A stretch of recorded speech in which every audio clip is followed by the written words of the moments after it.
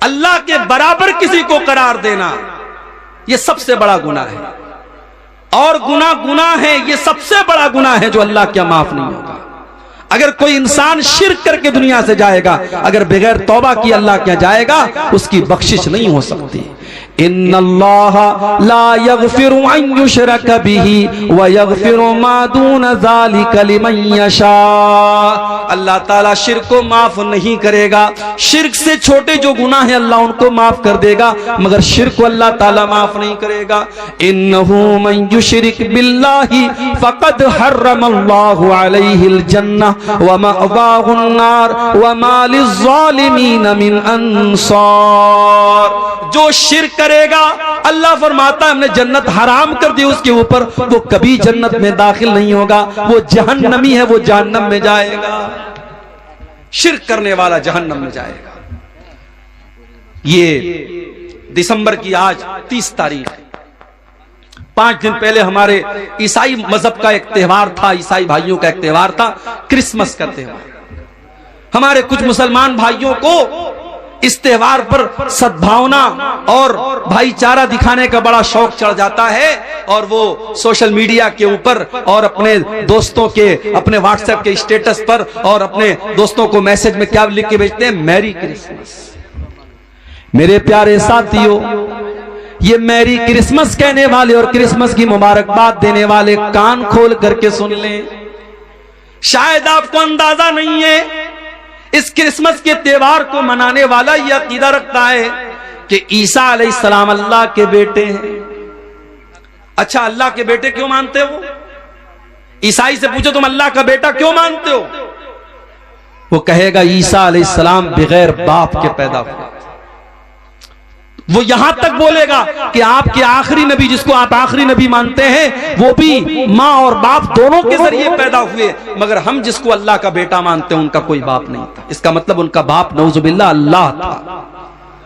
कुरान में अल्लाह ने जवाब दिया, इन्न मसल ईसा इंदल्लाहि कमसली आदम खलकहू मिन तुराब। ऐ ईसाइयों, अगर बगैर बाप के पैदा होने वाले ईसा को तुम अल्लाह का बेटा मानते हो, तो ऐ ईसाइयों जरा आदम के ऊपर गौर करो। आदम की तो ना कोई माँ थी और आदम का तो ना कोई बाप था। आदम को अल्लाह ताला ने मिट्टी से पैदा किया और अल्लाह ने कहा हो जा, और आदम हो गए। अगर आदम को अल्लाह बगैर माँ के और बगैर बाप के पैदा कर सकता है, तो ऐ ईसाइयों अल्लाह ईसा को बगैर बाप के कैसे पैदा नहीं कर सकता? और मेरी माँ और बहनों, कभी मौका मिले तो कुरान का 16वां पारा उठा के सूरह मरियम की तिलावत आप गौर से पढ़ो। सूरह मरियम को, ये वही आयतें थी जो हबशा के दरबार में जब हजरत जाफर ने पढ़ी थी तो लोगों की आंखों में आंसू आ गए।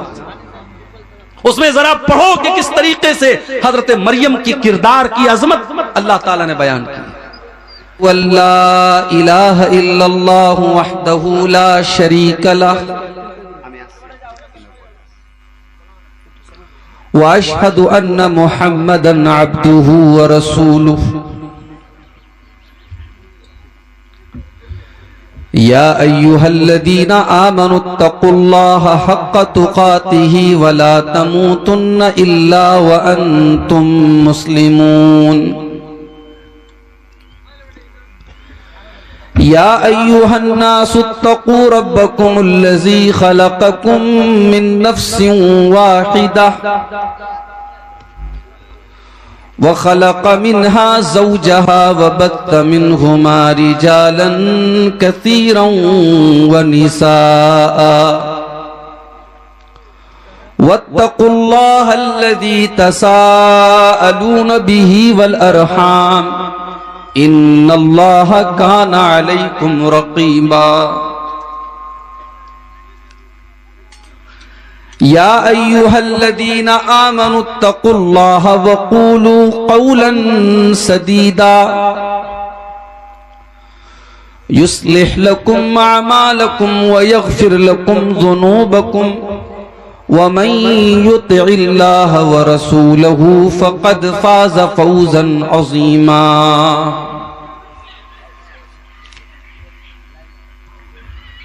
अम्मा बादु फ़इन्न खैरल हदीस किताबुल्लाह व खैरल हदी हदी मुहम्मदिन सल्लल्लाहु अलैहि वसल्लम व शर्रल उमूरि मुहदतातुहा व कुल्ल मुहदततिन बिदअह व कुल्ल बिदअतिन ज़लालह व कुल्ल ज़लालतिन फिन्नार। अऊज़ु बिल्लाहि मिनश शैतानिर रजीम। बिस्मिल्लाहिर रहमानिर रहीम। इन तजतनिबू कबाइर मा तुनहौना अन्हु नुकफ्फिर अन्कुम सय्यिआतिकुम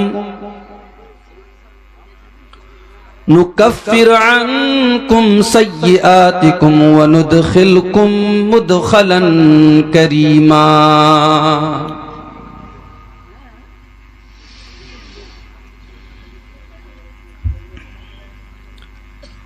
अहले सितम के पत्थर खाकर गुल बरसाने वाला वो, अहले सितम के पत्थर खाकर गुल बरसाने वाला वो, और दुआए खैर की खातिर हाथ उठाने वाला वो, कुफ्र ज़दा माहौल में लंबी तान के सोने वाले हम,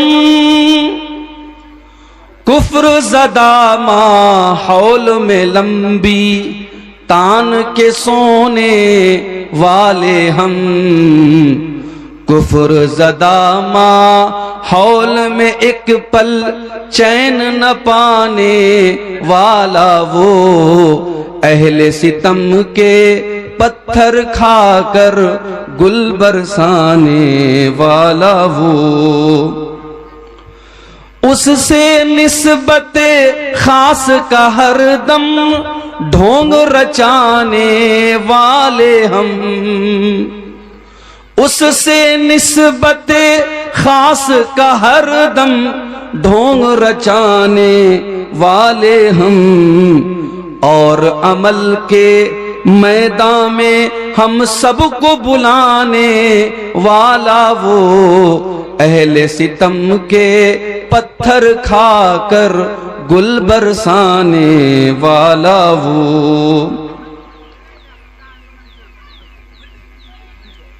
और ये शेर खास तौर से मुसलमानों की जो मौजूदा हालत है फिरका परस्ती की, उसके ताल्लुक से शायर ने बड़ा प्यारा शेर कहा है।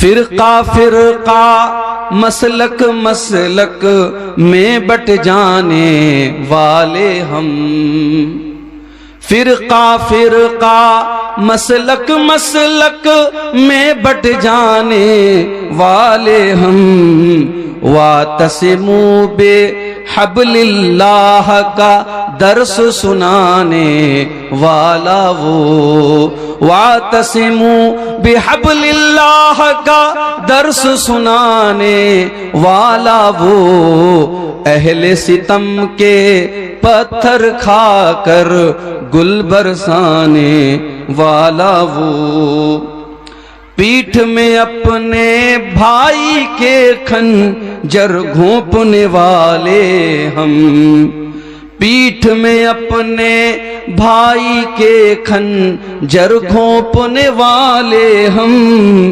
कातिल पर किरदार की गहरी छाप, कातिल पर किरदार की गहरी छाप बिठाने वाला वो, कातिल पर किरदार की गहरी छाप उठाने वाला वो।